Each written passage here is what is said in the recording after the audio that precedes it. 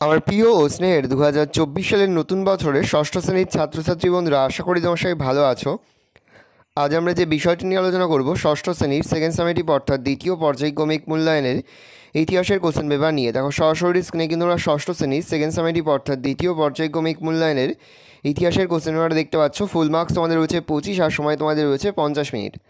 একে দাগে রয়েছে সঠিক উত্তর নির্বাচন করে লেখো যে কোনো পাঁচটি প্রতিটি প্রশ্নে মানে 1 করে 1 × 5 = 5। প্রথম, বৈদিক পরিবারের প্রধান ছিল পিতা মাতা পুত্র না ভাই? উত্তর হবে পিতা। পরের প্রশ্ন, বেদের অপর নাম কাব্য মহাকাব্য শ্রুতি না গীত কাব্য? উত্তর হবে শ্রুতি। পরের প্রশ্ন, 10 রাজার যুদ্ধে জয়ী হয়েছিলেন দিবদাস, সুদাস, ভারত, দ্বিজদাস? উত্তর হবে সুদাস। পরের প্রশ্ন, মহাজনপদগুলি গড়ে উঠেছিল খ্রিস্টীয় ষষ্ঠ শতকে, খ্রিস্টপূর্ব ষষ্ঠ শতকে, খ্রিস্টীয় ষষ্ঠ সহস্রাব্দে, খ্রিস্টীয় সপ্তম শতক? উত্তর হবে খ্রিস্টপূর্ব ষষ্ঠ শতকে। প্রশ্ন, মগধের রাজধানী ছিল পাটলিপুত্র, শ্রাবস্তি, বারাণসী না বিদেহ? উত্তর হবে পাটলিপুত্র। প্রশ্ন, গৌতম বুদ্ধ প্রবর্তন করেন বৌদ্ধ ধর্ম, জৈন ধর্ম, আজীবিক ধর্ম না হিন্দু ধর্ম? উত্তর হবে বৌদ্ধ ধর্ম। পরের প্রশ্ন, মৌর্য বংশের প্রতিষ্ঠা ছিলেন বৃহৎ চন্দ্রগুপ্ত মৌর্য, বিন্দুসার না অশোক? উত্তর হবে চন্দ্রগুপ্ত মৌর্য। প্রশ্নোত্তর পথনাথ রূপে পরিচিত ছিলেন প্রভাকর বর্ধন, হর্ষবর্ধন, রাজ্যবর্ধন না রাজ্যশ্রী? উত্তর হবে হর্ষবর্ধন। পরে তোমাদের রয়েছে 2-এর দাগে নিচের যে কোনো 5টি প্রশ্নের উত্তর দাও। একটি বাক্যের মধ্যে প্রশ্নের মান রয়েছে 1 করে 1 × 5 = 5। দেখো প্রথম প্রশ্ন, ঋগ্বেদে কোন পর্বতের উল্লেখ নেই? উত্তর লিখবে ঋগ্বেদে বিন্ধ্য পর্বতের উল্লেখ নেই। পরের প্রশ্ন, কোন বেদ সুর করে গানের মতো গাওয়া হতো? লিখবে সামবেদ গানের মতো সুর করে গাওয়া হতো। ঋগ্বেদের যুগের প্রধান শস্য কি ছিল? লিখবে জব। পরের প্রশ্ন, দক্ষিণ ভারতের একমাত্র মহাজনপদটির নাম কি? উত্তর হবে অসমক। পরের প্রশ্ন, মগধের প্রথম রাজধানীর নাম কি? উত্তর লিখবে রাজগৃহ। পরের প্রশ্ন, জৈন ধর্মের প্রধান প্রচারক কে ছিলেন? উত্তর লিখবে তীর্থঙ্কর। প্রশ্ন, নন্দ বংশের শেষ রাজা কে ছিলেন? উত্তর লিখবে ধননন্দ। প্রশ্ন, ইন্ডিকা বইটি কে লেখেন? উত্তর লিখবে সেলুকাসের দূত মেগাস্থেনিস ইন্ডিকা বইটি লেখেন। পরে হচ্ছে 3-এর দাগে নিচের যে কোনো 2টি প্রশ্নের উত্তর দাও। 2 থেকে 3টি বাক্যের মধ্যে প্রশ্নের মান 2 করে 2 × 2 = 4। প্রথম, ইন্দো ইউরোপীয় ভাষা পরিবার বলতে কী বোঝো? ভূমিকা, ইন্দো অর্থাৎ ভারতীয় উপমহাদেশ এবং ইউরোপ মহাদেশে প্রচলিত বিভিন্ন ভাষার মিল খুঁজে পাওয়া যায়, যা ইন্দো ইউরোপীয় ভাষা পরিবার নামে পরিচিত। শব্দগত মিল, ভারতীয় উপমহাদেশে ও ইউরোপের বিভিন্ন ভাষার শব্দ অর্থগত মিল দেখা যায়, যেমন সংস্কৃত মাতো, ইংরাজি মাদার, লাতিন মাতের এর অর্থ মা। ভাষাগোষ্ঠী, ভারতীয় উপমহাদেশের ইন্দো আর্য ইরানের ইন্দো ইরানীয়, ইউরোপের লাতিন ভাষা থেকে সৃষ্টি ইংরাজি, ফরাসি, জার্মান প্রভৃতি ভাষাগুলি একই গোষ্ঠীভুক্ত। মন্তব্য, শব্দ অর্থগত সাদৃশ্যপূর্ণ এই সমস্ত ভাষাগুলিকে ইন্দো ইউরোপীয় ভাষা পরিবার বলে। পরবর্তী বৈদিক সমাজে নারীদের অবস্থান কেমন ছিল? আদি বৈদিক যুগে নারীরা শিক্ষালাভ ও সম্মানের অধিকারী হলেও পরবর্তী বৈদিক সমাজে নারীদের অবস্থা বিশেষভাবে খারাপ ছিল না। কোনো পরিবারের মেয়ে জন্মালে পরিবারের সবাই দুঃখ পেত। এই সমাজে কম বয়সে মেয়েদের বিয়ে দেয়া হতো। যুদ্ধ বা সমিতির কাজে মেয়েরা যোগ দিতে পারত না। হিনজান কাদের বলা হয়? কুষাণ আমল থেকে বৌদ্ধ ধর্মে মূর্তি পূজার চল শুরু হয়, কিন্তু পুরনো মতের বৌদ্ধ ধর্মাবলম্বীরা এই মূর্তি পূজা বা মূর্তি পুজো ঘোর বিরোধী ছিলেন। এরাই বৌদ্ধ ধর্মের হিনজান নামে পরিচিত হন। কিভাবে মহাজনপদের উত্থান ঘটে? খ্রিস্টপূর্ব ষষ্ঠ শতক নাগাদ একটি জনপদের ক্ষমতা ক্রমশ বাড়তে থাকে, কেননা এই সব জনপদের শাসকরা যুদ্ধের মাধ্যমে নিজেদের শাসন এলাকার সীমানা বাড়াতে থাকেন। এর ফলে ছোট ছোট জনপদগুলি কয়েকটি মহাজনপদে পরিণত হয়। তো সাম্রাজ্য কী? সাম্রাজ্য বলতে এক বিশাল এলাকাকে বোঝায়, যে এলাকায় কোনো একজন শাসকের অধীনে থাকে। এখানে বহু মানুষ বাস করে।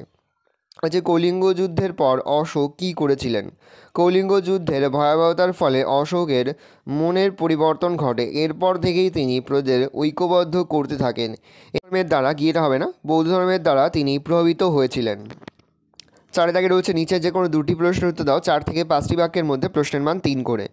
3 গুণ 2 সমান সমান 6। প্রথম, চতুরাশ্রম প্রথা কী? ভূমিকা: আর্যদের সমগ্র জীবন ছিল ছকে বাঁধা 4টি পর্যায়ে: ব্রহ্মচর্য, গার্হস্থ্য, বানপ্রস্থ, সন্ন্যাস বিভক্ত।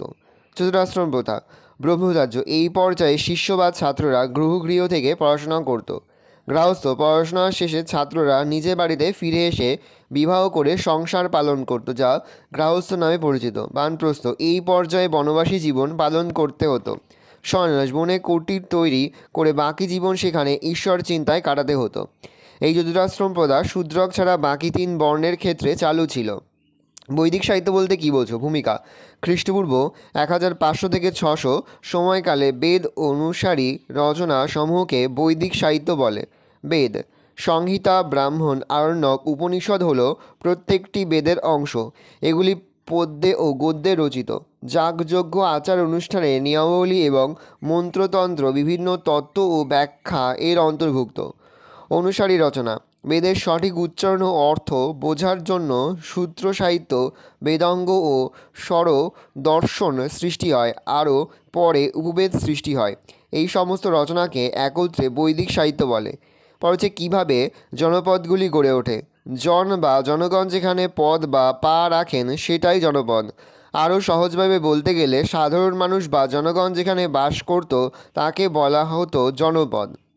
প্রাচীন ভারতে গ্রামের থেকে বড় অঞ্চলকে কেন্দ্র করে জনপদ গড়ে উঠেছিল। খ্রিস্টপূর্ব 6শ শতকের গোড়ার দিকে ভারতীয় উপমহাদেশে এইরকম অনেকগুলি জনপদের কথা জানা যায়। বলছে অশোকের ধম্ম সম্পর্কে সংক্ষেপে লেখো। অশোক কলিঙ্গ যুদ্ধের পর প্রজাদের মধ্যে ধম্মনীতি প্রচার করেন। অশোকের ধম্ম ও বৌদ্ধ ধর্মে বেশ কিছু মিল থাকলেও এটি কোনো বিশেষ ধর্ম ছিল না। ধর্মের মূল কথা: অশোকের ধর্মে কতগুলি সামাজিক আচরণের ওপর বিশেষভাবে গুরুত্ব দেওয়া হয়। এর মূলে ছিল অহিংসা, প্রাণী হত্যা বন্ধ, দয়া, দান, সত্য কথা বলা, গুরুজনদের মেনে চলা প্রভৃতি। এর মাধ্যমে অশোক প্রজাদের সমতুল্য মনে করতেন। উদ্দেশ্য: অশোকের ধর্মের মুখ্য উদ্দেশ্য ছিল মানুষের পারিবারিক ও সমাজ জীবনের উন্নতি সাধন। 5 দাগে রয়েছে নিচে যে কোনো একটি প্রশ্নের উত্তর দাও। 8 থেকে 10টি বাক্যের মধ্যে প্রশ্নের মান 5। প্রথম, টিকা লেখো।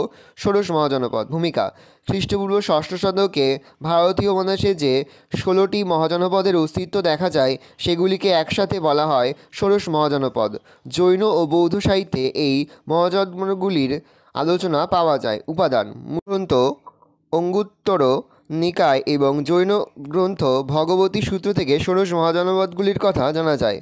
ষোড়শ মহাজনপদ: 16টি মহাজনপদ হল কাশী, কৌশল, অঙ্গ, মগধ, বৃজি বা বজ্জী, মল্ল বা মালব, চেদি, বৎস, কুরু, পাঞ্চাল, মৎস্যা, সুরসেন, অবন্তী, গান্ধার, কম্বোজ এবং অসমক।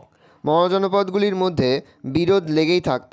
একে অন্যের রাজ্য জয় করে তারা তাদের রাজ্যের সীমানা বৃদ্ধি করতে চাইত। উপসংহার: পরবর্তীকালে 16টি মহাজনপদের মধ্যে কৌশল, অবন্তী, মগধ ও বৎস এই 4টি মহাজনপদ বিশেষ শক্তিশালী হয়ে ওঠে। অবশেষে মগধকে কেন্দ্র করে ভারতীয় উপমহাদেশে প্রথম সাম্রাজ্য তৈরি হয়।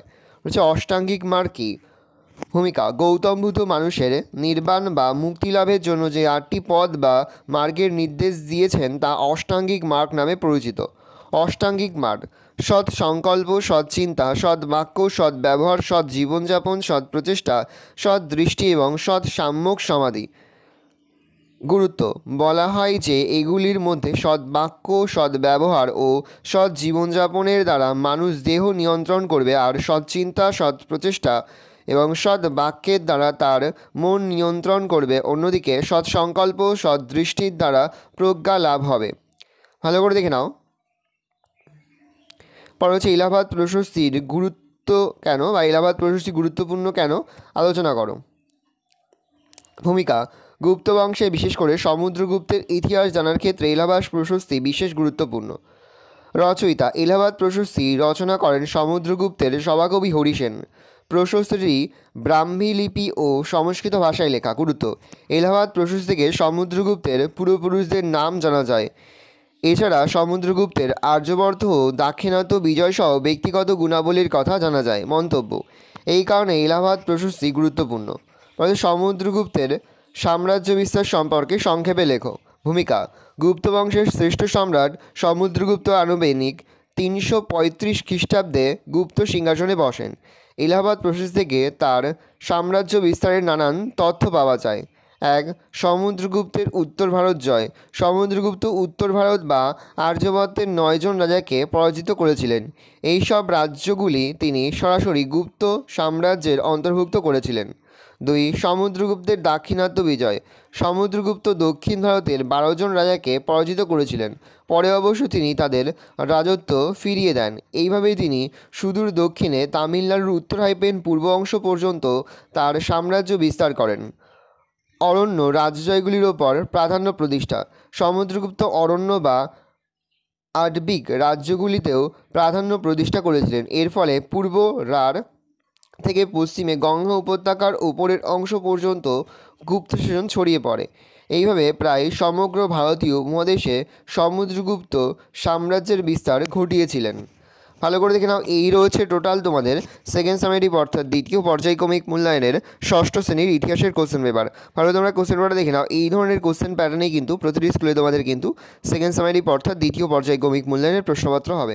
সেহেতু ভালো করে তোমরা কোশ্চেন পেপারটা দেখে নাও। আজ আমরা যে প্রশ্নোত্তরগুলো নিয়ে আলোচনা করলাম, প্রতিটি প্রশ্নোত্তরই কিন্তু এবছরের পরীক্ষার জন্য খুবই গুরুত্বপূর্ণ। সেহেতু প্রতিটি প্রশ্নোত্তরই তোমাদের খাতাতে লিখে তোমরা কিন্তু মুখস্থ করে ফেলবে। কোনো প্রশ্নের উত্তর লিখতে বা বুঝতে যদি কোনো রকম অসুবিধা হয় তাহলে কিন্তু নির্দ্বিধায় কমেন্ট সেকশন কমেন্ট করে জানাতে একদমই ভুলবে না। অষ্টাঙ্গিক মার্গ, চতুরাশ্রম প্রথা এগুলো কিন্তু খুব ভালো করে তোমরা পড়বে। ভালো করে দেখে নাও।